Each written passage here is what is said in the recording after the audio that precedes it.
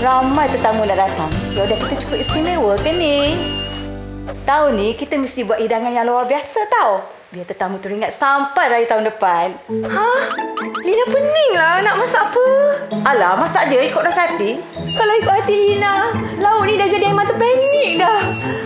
Jangan risau, Mak pasti kamu takkan kecewakan semua orang.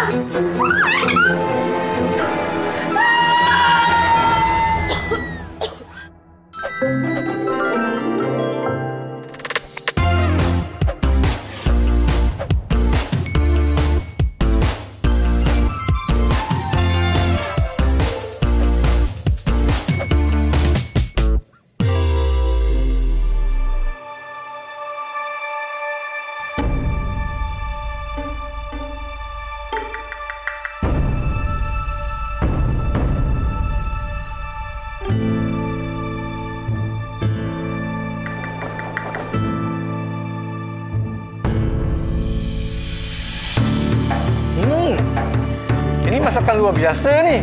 Sedap betul. Lain macam pasta ni. Uish, tak cukup satu pinggan ni. Tambah lagi. Sedapnya.